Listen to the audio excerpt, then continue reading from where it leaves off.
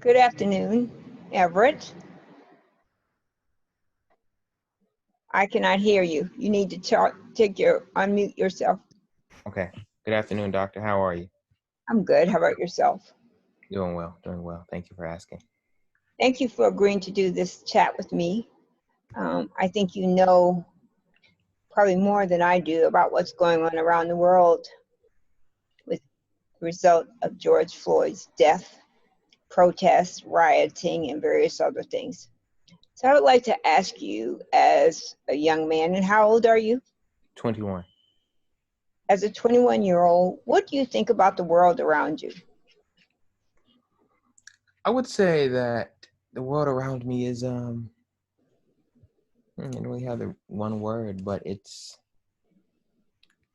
confusing. These are very challenging times, This year has been fraught with, turmoil and loss, from Kobe Bryant passing to everything that's going on with the pandemic and the virus to, this recent issue. So it's a very challenging time, but I do believe that if we all come together, we can get through this.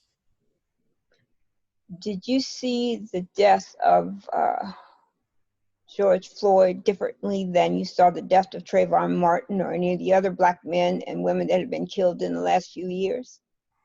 For Trayvon specifically, I think I was 14, 15 years old. So it's not the same. I didn't realize to the extent that I do now what was happening. And for George Floyd, it's like, I think like, wow, this is really happening.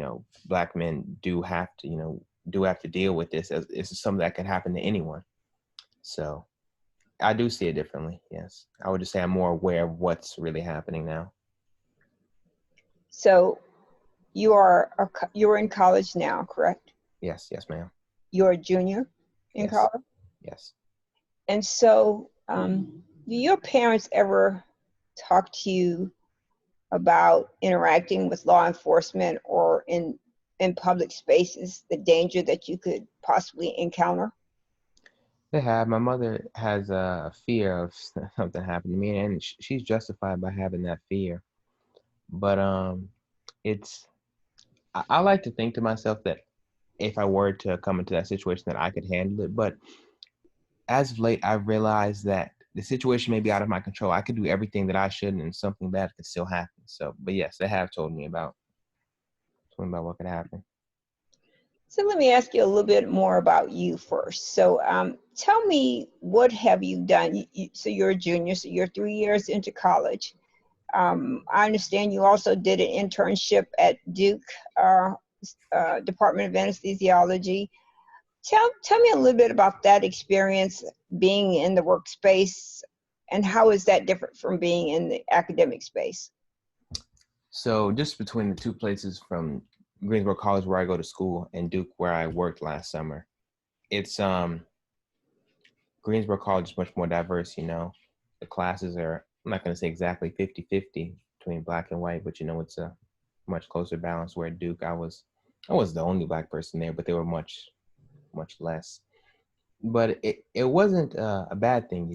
The people who I worked with were very, very opening, never judged me, never said anything bad against me, or I never felt discriminated against. So I was very fortunate there. And can you say that same thing at Greensboro College, that you are seen equally or on par as other groups, including white students and faculty? I would say that I have. Yes, I would say that I do understand. Not understand. That I feel welcome there. If you understand what I'm saying, like it's a very, very diverse place, and I haven't personally experienced any type of discrimination or racism there. In your entire life, have you ever experienced it? Not in a way that I have seen. No, it's Okay. never been. No one's ever walked up to me and said a racial slur to me, anything like that. But maybe it could have been something behind my back that I didn't realize, but never upfront overtly to me. No. Okay. Let me change tracks for a minute. You mentioned Kobe Bryant's death. Can you talk to me a little bit about who he was to you and how you saw him? You know, as someone who played basketball as a child, you know, especially around age I was, you know, being 9, 10 years old, he was the best player, the player that you saw the most. So, you know, and my dad was a Lakers fan, so therefore I became a Lakers fan. So it's kind of one of those things where like he was until I was like till I was like 15, 16 years old, I thought that's what I wanted to be. You know, I wanted to be an NBA player. I wanted to do that.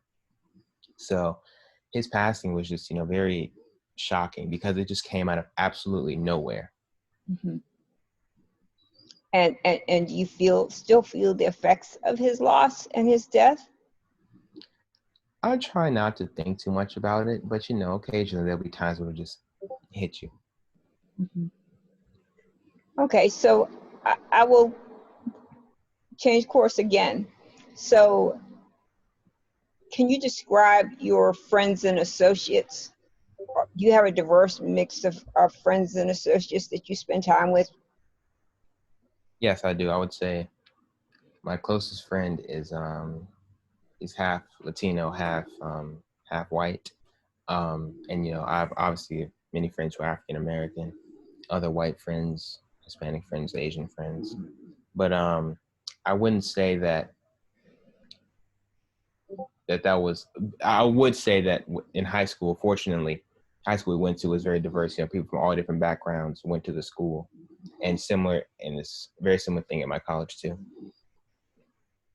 So, and your interactions with your diverse friends, have any of you ever encountered or experienced a point where you felt that you were in harm's way or that you weren't on the same page with each other? I mean, like someone may have said a racial slur or made a threat or said something of that nature to you or made you feel uncomfortable or you made one of them feel uncomfortable.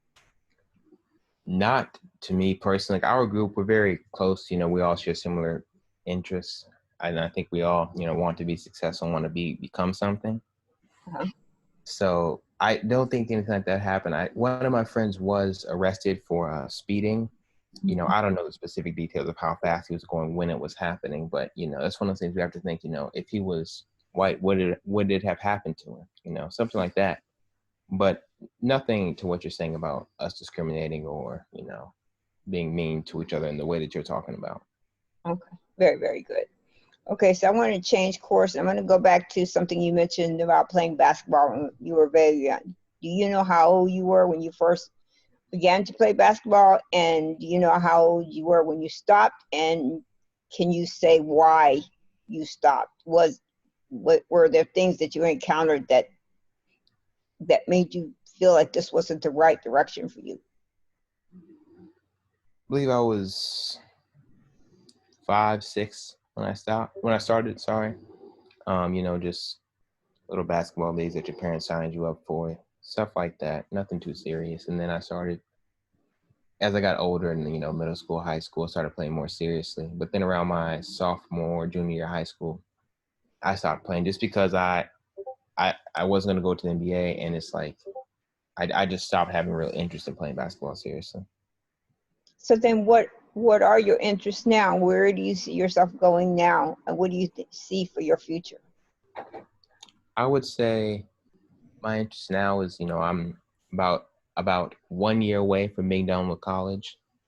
So I'm taking summer classes right now, and then the fall semester, the spring semester, and then hopefully by next summer, I'll be able to have my degree. My major is biology. Have a biology degree as soon as possible.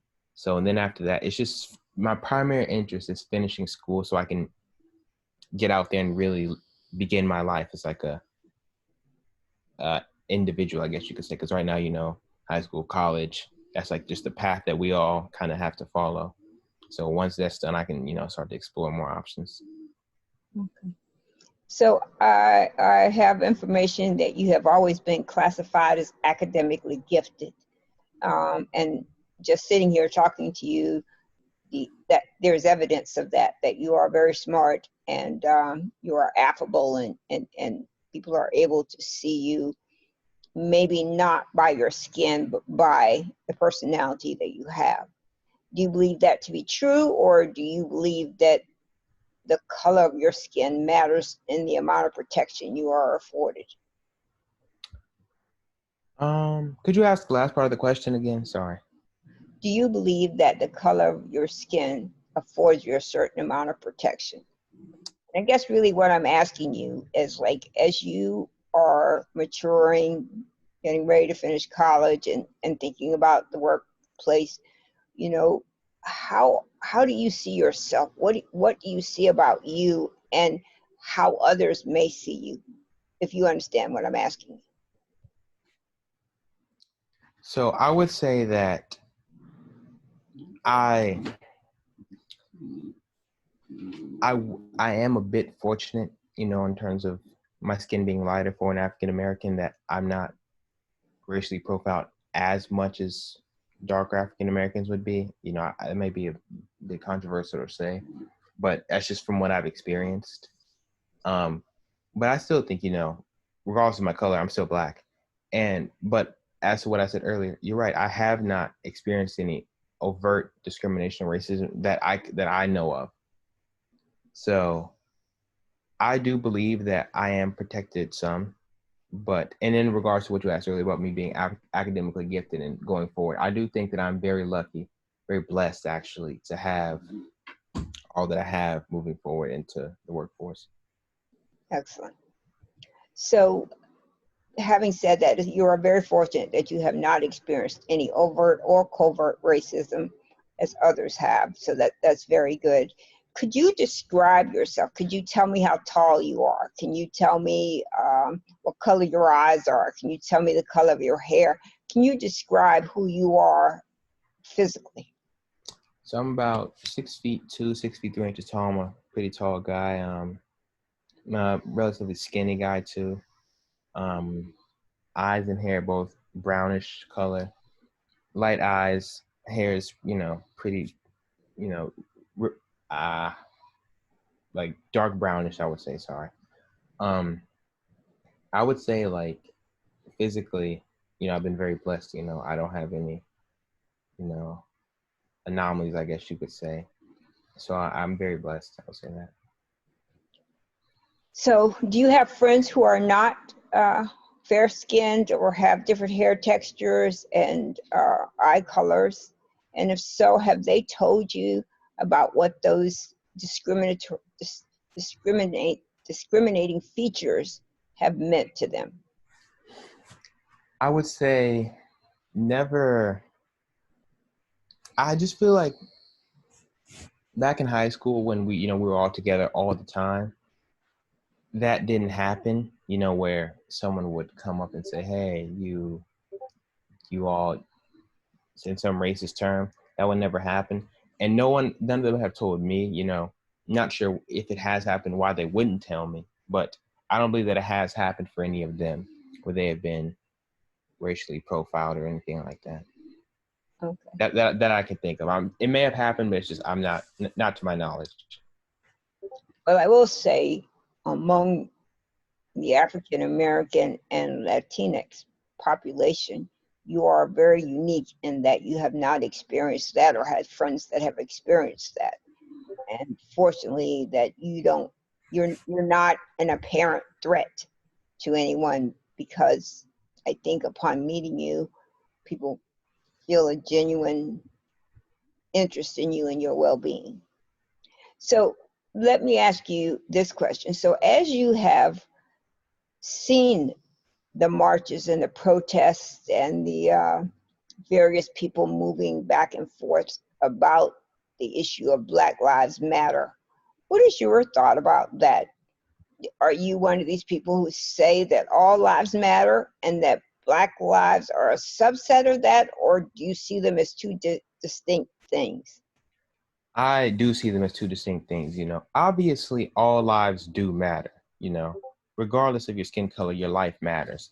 But the All Lives Matter movement was created as a means to undermine the Black Lives Matter movement. And so, until Black lives do matter, until Black people aren't killed in the street just because, then Black Lives Matter has to be our focus, and then we can say all lives matter once it's obvious that Black lives do matter.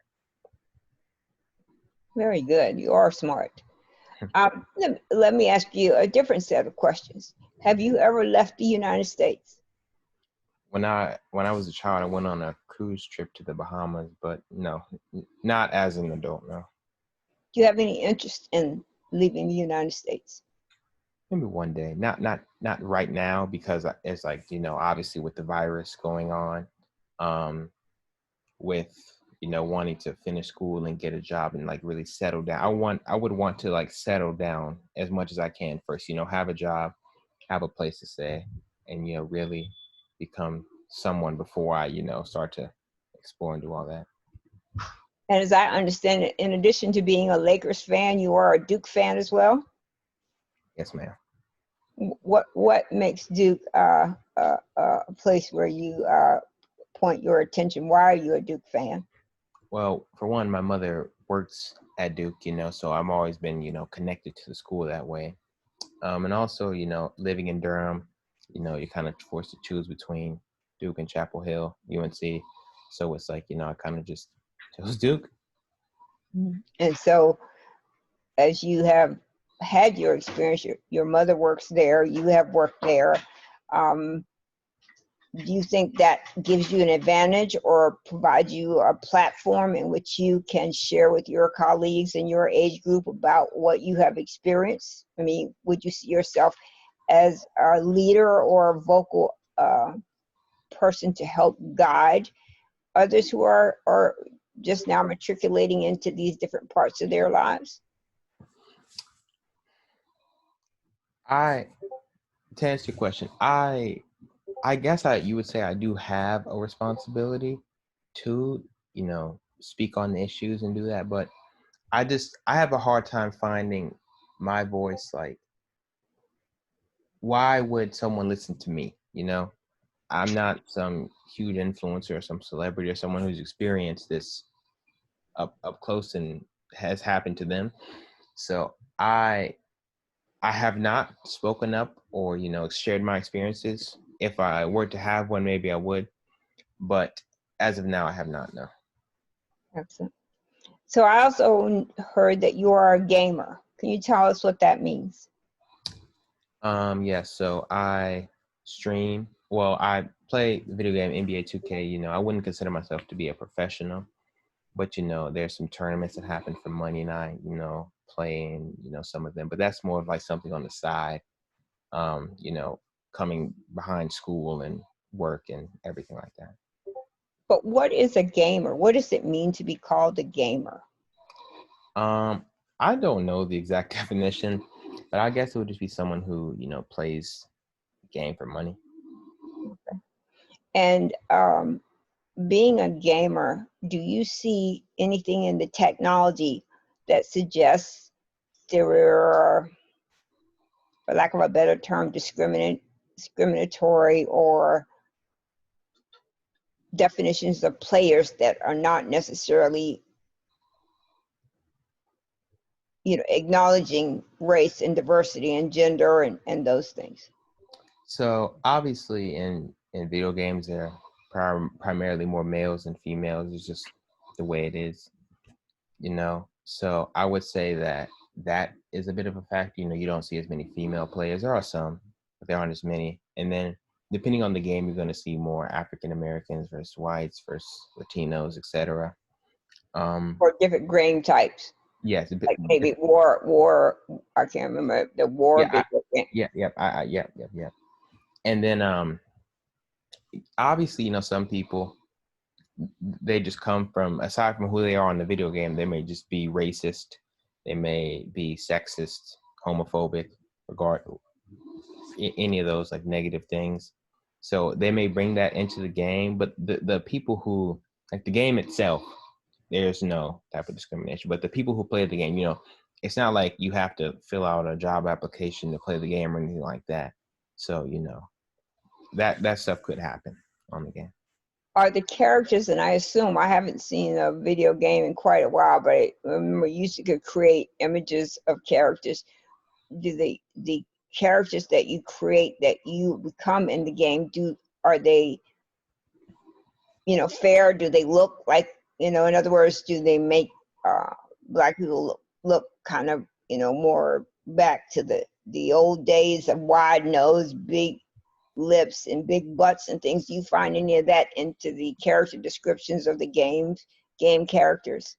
So a few years ago, there would be, just a few skin color options, very fair skin player, medium skin, and then like a darker skin player. But as we've, progressed in 2020, there are actually ways where you can scan your own face into the game. And so basically the character you choose will look essentially like you, but in a video game. So there is that. But I would say technology has improved in that area. Okay. Okay, so going back to your education, we have about 9 minutes, so I'm going to try to narrow my questions to more specifics. So I heard you say you're getting a biology degree. Are you planning on becoming a doctor? Not yet. These past few years of school have been, a lot. Mm-hmm. And, I'm not ready yet, right after finishing this, to want to just continue to do even more school. So that could be something that happens one day. Not going to promise that it will, but, as of right now, no, that is not my plan. Okay. And so if the offer is offered to you, will you work at Duke? Will you go back to the department where you interned in the summer last year? Ideally, yes, I will. Mm-hmm. And as I understand it, Duke is on a hiring freeze now, which is why you're not there now. Is that correct? Yes, ma'am. Okay. And so we're nearing the end of the talk. I want to give you a chance to kind of share what goes through your mind when you hear about a Black man dying at the hands of law enforcement, Black on Black crime, and women, especially Black and brown women. When you look at those as composites, what do you see and think about these groups? And just say whatever makes most sense to you. I'm not asking you a question, just thinking about these groups. How do you see what you've seen happen to them over these few years? How do you see that? How does it make you feel? What does it make you want to do? So to start, to answer your first question about how does seeing an African American man killed in the street by a police officer make me feel, and it's like a very confusing feeling. And part of me is upset that it happened, and wanting to do something, but another part of me asks, why did this happen? Was this police officer's intent? Did he wake up that morning thinking to himself, I'm going to kill a Black man? More than likely he did not. He didn't think that. Okay. That's just, I could be wrong. But that's just my thought. Okay. Mm-hmm. But I kind of think it's how African Americans are sometimes like seen as other people, maybe his parents or his brothers or sisters or whoever, maybe his coworkers have a negative view of Black people and shed that onto him. So I'm not sure as to what his thought process was and what he was doing. Was his intention just to kill a Black man? To me, I doubt it, but it could have happened. And then to answer your next question about, what, sorry, you ask, what do you think I should do? Like what should be done about it? As you think about it, what actions do you think should be taken to address it? I mean, so would you protest, write people to engage your age group about movements or actions that you can take to improve the well-being of specifically Black Americans, but a brown and almost any American if they're in harm's way? I don't have one solution to this problem. I don't think it's simple as getting rid of police officers. I definitely do believe that the peaceful protests and making sure that people know that these things are happening is a good idea. But I believe that part of it would be that education is very important, so people know that this happened. So make sure this does happen. So our generation, I've seen many people, from all different racial backgrounds posting about these issues, protesting, tweeting about the issues, and that's good, to see more attention brought to it. So it's like, I'm not sure why exactly now, why is this happening so much now as to why it didn't happen years ago. I'm happy that it's happening, but I just feel like there's something that a discussion we should have had much earlier. Thank you. So do you consider yourself a leader? No. Why? I'm a relatively introverted person. You know, I don't want to put myself out there unless I have to. I'm not sure why. It's just kind of the way I am. So I wouldn't feel that also I haven't experienced it, you know. I haven't been that I know of negatively impacted by discrimination and racism. So I don't feel like I'm the correct person to lead other people. That makes sense. So in the grand scheme of things, with your gaming skills, you're academically gifted, you're affable and a pretty nice man. Do you see yourself at some point affecting change in the world, in your community, among your friends? I mean, how do you see yourself as this goes on? I mean, supposedly we achieve racial justice. Supposedly we have racial equality. How do you see yourself contributing to that? I would just say, you know, one thing that everyone can do is to try to, if you see someone, you know, if you have a family member or a friend or someone who is, for lack of better words, ignorant about what's going on, or you know what the point of the message is, to try and inform them about what's happening as best you can. You know, don't disrespect them and curse them out and try to be aggressive towards them. Just try to let them know why this is happening. Okay, that makes sense. So first, I want to thank you very much for agreeing to do this with me. Um, I will offer a little bit of advice that you can, assume one way or the other. First, Okay. you are very fortunate that you have not. How far do you live from your college, or how far do you fly to your college? You have to drive. How do you get back and forth, or you go to a school in Durham? I live in Durham. I go to Greensboro College in Greensboro. So I live about an hour, and you know I drive back and forth for when I need to come home to go back and forth to school. Will you go back to school this fall No, I will not. because of COVID? Yes. Okay. And as a man with many talents, I hope that you will take a chance to look at what's happening around you and see the leadership in you.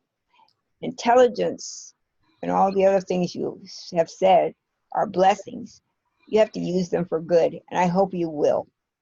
I thank you very much for doing this interview with me. Be safe, take Thank you. care, and love your parents. Thank you. Thank you for having me. Absolutely. Good Thank day. you. Have Bye. a good day. Thank you.